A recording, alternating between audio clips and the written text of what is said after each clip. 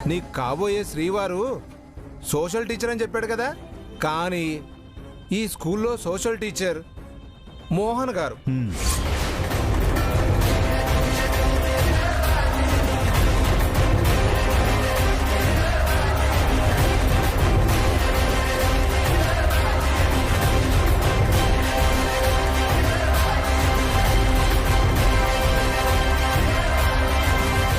Madam, ఈవిడ science teacher.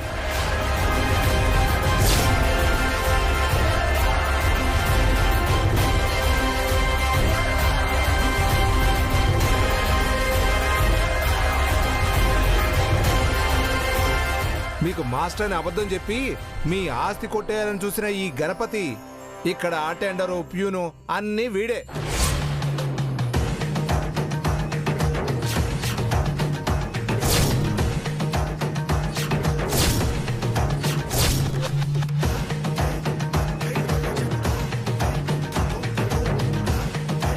వీళ్ళందరూ చెప్పేది నిజమా? అది విద్యా గారు. హట్ట అడిగితే ఎందుకు చెప్తాడమ్మా?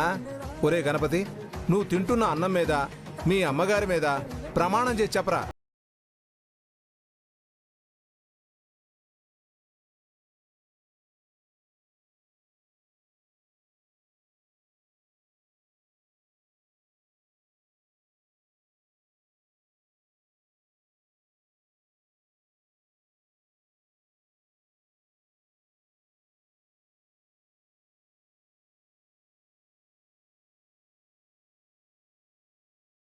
జీవితంతో ఆడుకుంటాడు.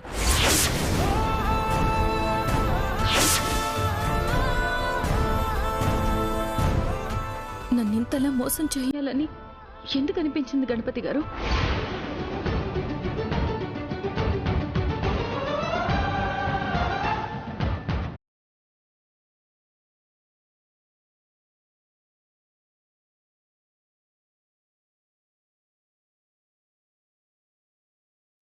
మా అమ్మ అంటే ఎంత ఇష్టమో, మాస్టర్ వృత్తి అంటే కూడా నాకు అంత ఇష్టం.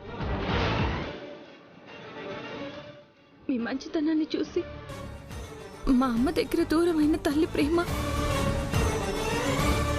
మీ అమ్మగారి దగ్గర దొరుకుతుందని నేను మీతో పెళ్లి ఒప్పుకున్నాను.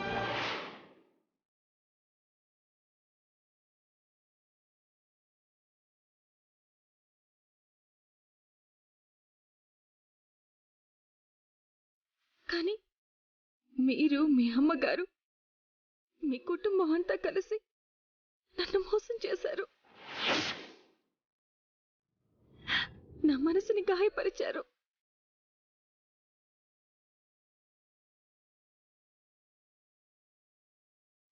మిమ్మల్ని ఆ దేవుడు కూడా క్షమించడు.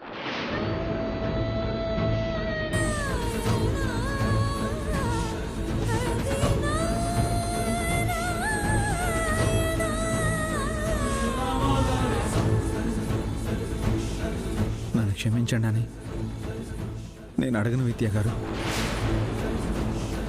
నేను మాస్టర్ని కాదనే నిజాన్ని దాచి మోసం చేశాను, నిజమే.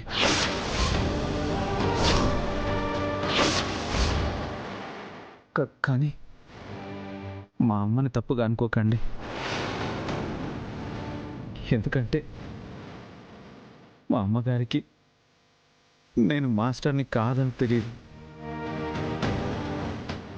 మా అమ్మకి కూడా మాస్టర్నని అబద్ధం చెప్పాను.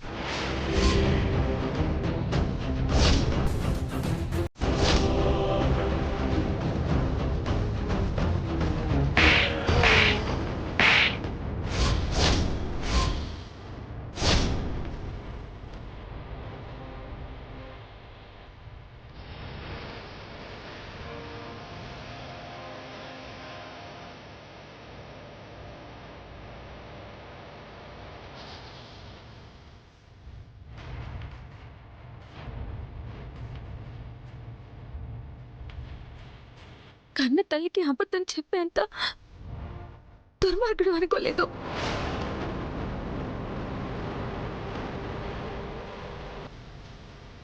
విద్య గారు, నార్మల్ నార్మల్ నార్మల్ నార్మల్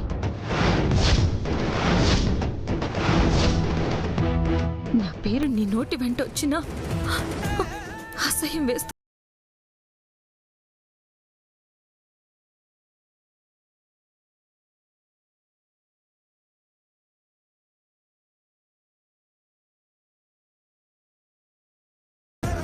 విద్య గారు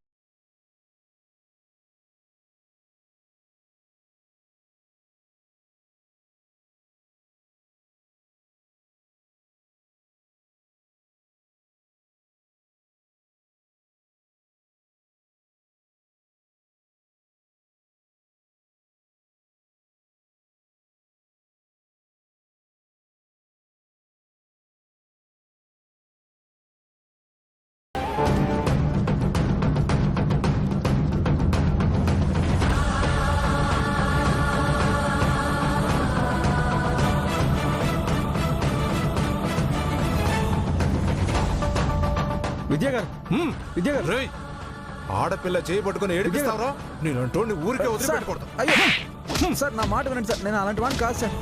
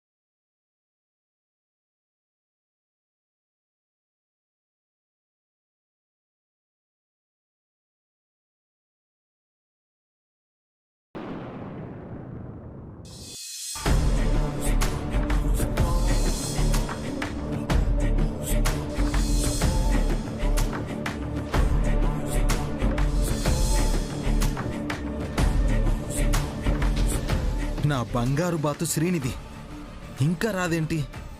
అసలు వస్తుందా రాదా? అసలే అప్పులోకి డబ్బిస్తానని మాటిచ్చాను.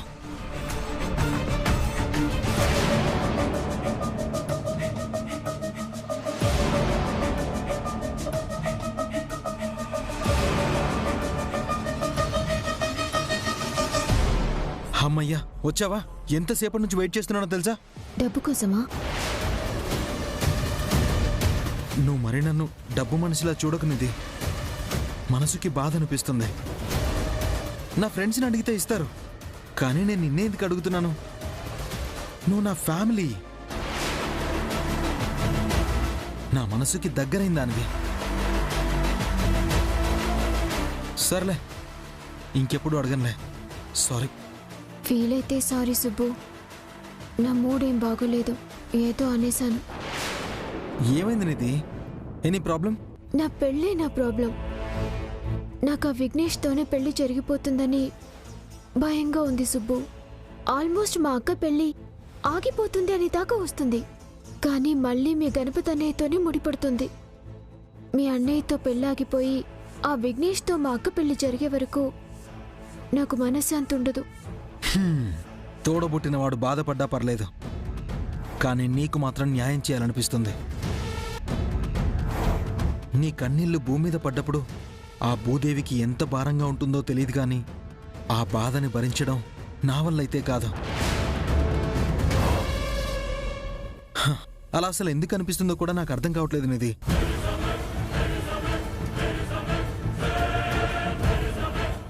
నీ అంతలా మా నాన్న నా గురించి ఆలోచిస్తే నేను ఈ క్షణం చాలా ఆనందంగా ఉండేదాన్ని సుబ్బు. నాకు లైఫ్లో చాలా కోరికలున్నాయి. ఒక బర్డ్లా చాలా ప్లేసెస్లో తిరగాలి, ఎంజాయ్ చేయాలి, ఎలాంటి హద్దులు లేని ప్రపంచంలో బతకాలని ఇలా. కానీ ఆ విఘ్నేష్తో పెళ్లి జరిగితే నా రెక్కలు విరిచేసి పంజరంలో పడేసినట్టు అవుతుంది నా పరిస్థితి. నా భుజాల మీద నుండి నీకు అందమైన ప్రపంచాన్ని చూపిస్తాను గాని నీకలాంటి పరిస్థితి రానివ్వను. I promise you.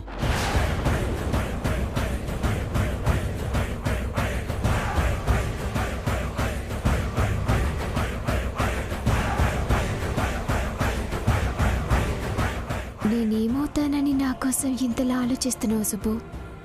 ఇప్పటికి 1000 సార్లు నన్ను నేను ప్రశ్నించుకున్నాను, ఇంకా సమాధానం దొరకలేదు నిధి. నీకేమైనా అనిపిస్తే తెలిసినా గాని నాకు చెప్పవా?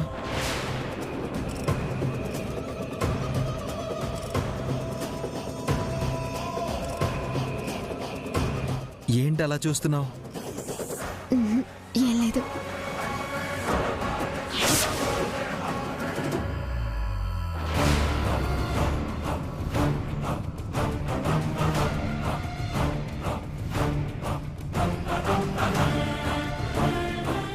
దేనికిది?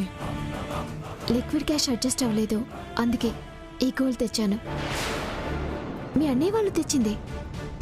మనీ ఉంటే ఇవ్వు, కానీ ఇలా అయితే వద్దులే. రేపు పొరపాటున ఇంట్లో తెలిసినా నీకు ప్రాబ్లం అవుతుంది. నా వల్ల నీకు ప్రాబ్లం అవడం నాకు ఇష్టం లేదు నిధి. ఏ ప్రాబ్లం వచ్చినా నేను చూసుకుంటాను. నా కోసం నువ్వెంతో చేస్తున్నావు.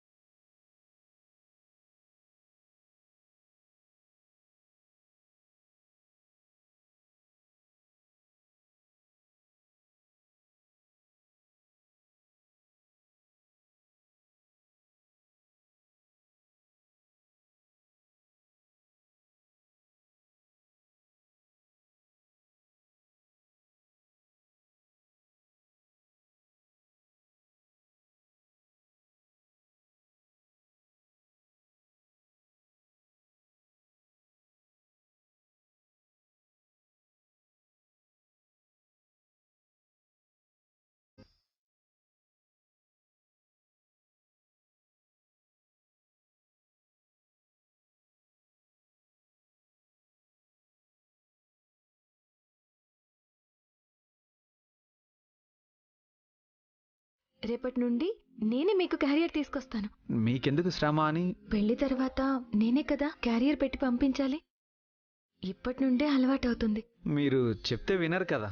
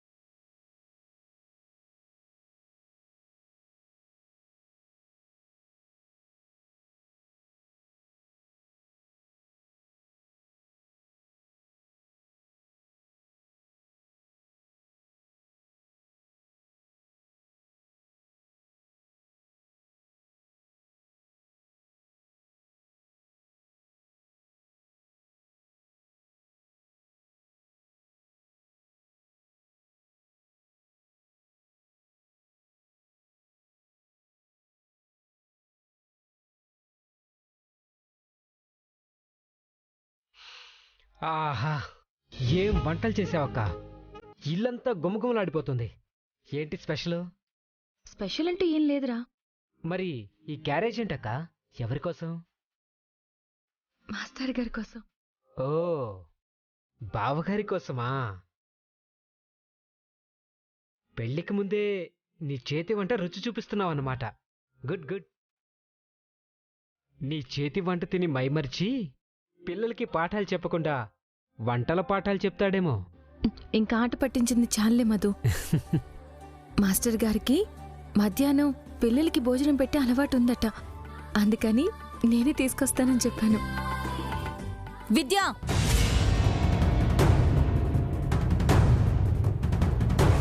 ఎవరిని అడిగి చెప్పావు విద్యా? వదినా, అది ఆ మాస్టర్ని కలవడానికి ఇదొక సాకు దొరికిందా?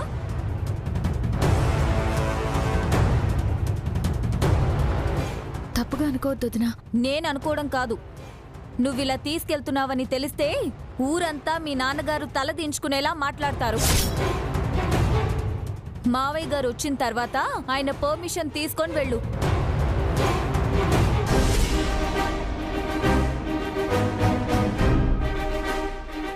అప్పటికి లంచ్ బ్రేక్ అయిపోతుంది వదినా.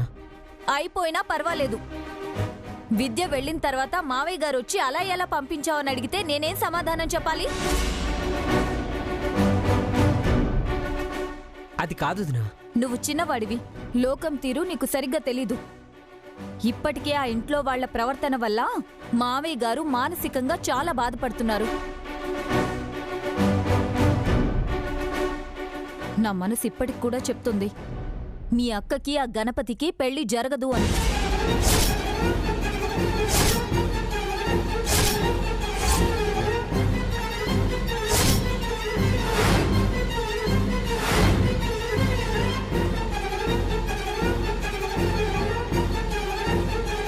అలా అనుకోదునా, అక్క బాధపడుతుంది. అదే కదా నేను మావయ్య చెప్పేది, ఆ ఇంటికెళ్తే విద్య బాధపడాల్సి వస్తుంది అని.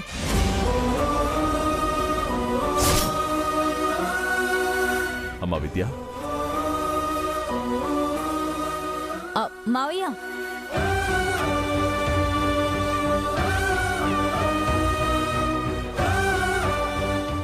మావయ్య, విద్య. విన్నానమ్మా. అమ్మా విద్య, నువ్వు వెళ్ళకపోవడమే మంచిదనిపిస్తుందమ్మా. రాలేకపోతున్నానని వాళ్ళకి ఫోన్ చేసి చెప్పమ్మా. అలాగే నాన్న.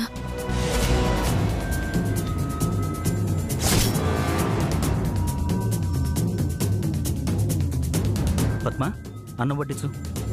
అలాగేనండి. మావయ్య కూర్చోండి.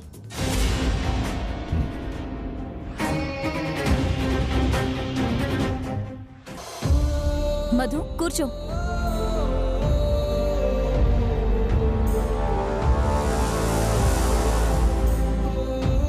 విద్య, అలాగే ఉండిపోయావే, వెళ్ళి ఫోన్ చేయి.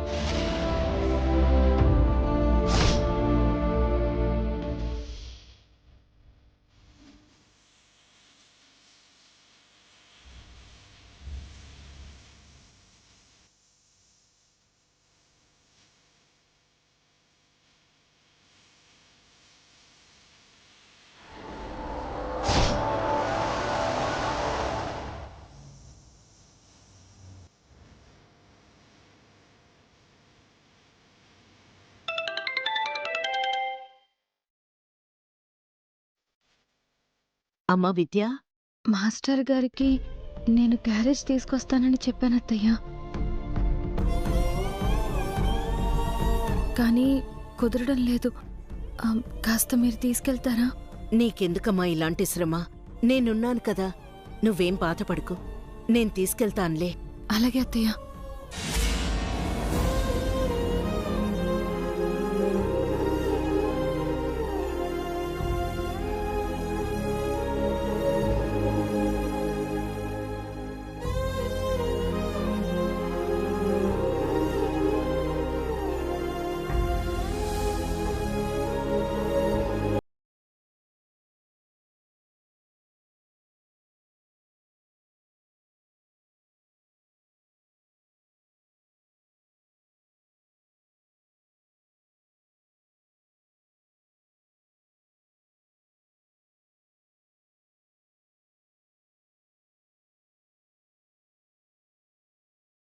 క్షమించండి మాస్టారు. దేనికి? మీకు పిల్లలకి క్యారేజ్ తెస్తానని తేలేకపోయాను కదా. పర్వాలేదు, అమ్మ పంపించింది కదా. నాకిచ్చిన మాట తప్పడం, అబద్ధం చెప్పడం అన్నా అసలు ఇష్టం ఉండదు. మీలా ఉండడం చాలా అంటే చాలా కష్టం. నాలా అంటే అర్థం కాలేదు. అదే పెద్దవాళ్ళని, ప్రేమించిన అమ్మాయికి గౌరవం ఇవ్వడం, ఒక్క అబద్ధం కూడా చెప్పకుండా మనసులో నుంచి మాట్లాడడం, ఇలా చాలా ఉన్నాయి. నువ్వు ఇలా అంటుంటే నీ దగ్గర నిజం దాచి తప్పు చేస్తున్నానేమో అనిపిస్తుంది విద్య. నేను మాస్టర్ని కాదన్న నిజం నీతో చెప్పాలనుంది. ఏమైంది మాస్టారు? ఏం మాట్లాడడం లేదు? ఏం లేదు. నాకు మిమ్మల్ని చూడాలని, మీతో మాట్లాడుతూ సమయం గడపాలని ఉంది మాస్టారు. నేను మిమ్మల్ని కలుద్దామని అడుగుదాం అనుకున్నాను. ఈలోపు మీరే అడిగేశారు. ఎక్కడ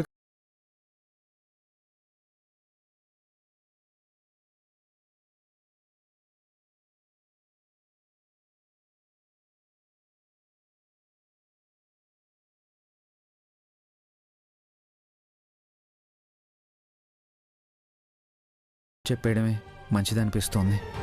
టైం చూసి నీకు సాయంత్రం నిజం చెప్పేస్తాను.